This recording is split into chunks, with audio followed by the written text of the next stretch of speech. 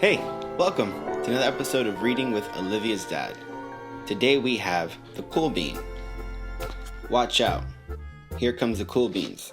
The cool beans. Oh yeah, check out how they move. Look at the way they swagger. Notice their sunglasses. Yow! The cool beans are known all over the school, from house to house, across town, beyond county lines. In the olden days last year, we were all one big pot of beans. We were a mixed bag, but it somehow worked. Yep, those were the good old days. And then we stopped seeing each other as much.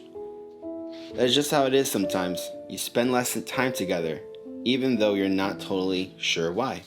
I watched as the beans I knew so well, the beans from my own pod, became the cool beans. Oh, they were so cool. One of them could play the guitar. It's cool. One of them could draw the best superheroes. That's pretty cool. One of them could jump higher than any bean I'd ever known. That's very cool. Me? Well, I mostly stayed the same. Sure, I made some small changes. I wore sunglasses. They were a little too big. I slicked my hair back. It was a little too slick. I strutted around. Ow. I swaggered. Oof.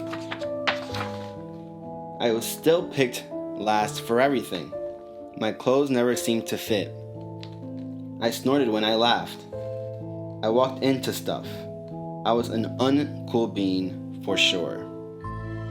I started thinking of myself as a common bean with no special skills.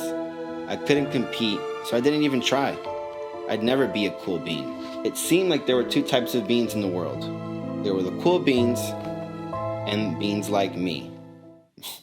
Laguna Beach. The days all blended together. I lived my life and things were just okay. I took tests and ate lunch and mostly kept to myself. The cool beans continued being cool. I mean, sure, I missed them a bit, but it's not like I was going to say anything.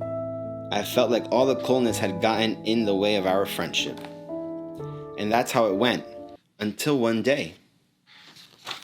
Now things are turning around. It was a little sad.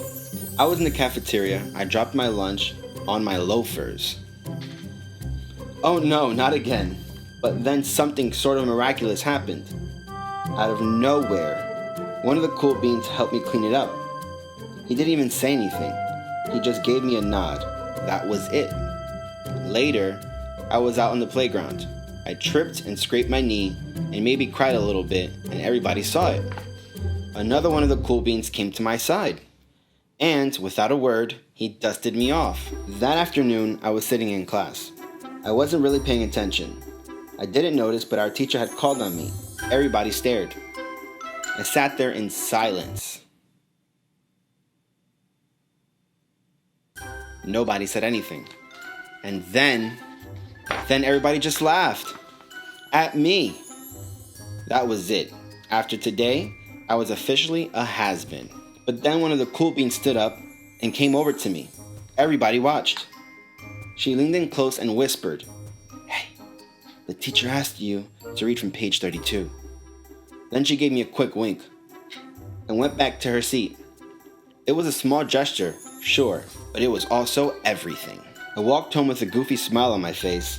I smiled all the way through dinner. That day made all the difference. It was a day that could have been really bad, if not for the kindness of a few cool beans. It gave me a shred of confidence. That shred of confidence has continued to grow. Somebody had my back, or a few somebodies. After that, I started hanging out with the cool beans again. How have you been? Get it? How have you been? Not all the time, but sometimes. At lunch, after school, even on the weekends. Throughout all of this, I realized that it's not about how you look or any of that other silly stuff. It's about a wink or a nod or a smile at just the right moment. It's about dusting somebody off, helping them up again, and pointing them in the right direction. You need a hand? Yes, please. Now that's cool. Thanks again for reading with Olivia'S dad. Stay tuned for more episodes to come.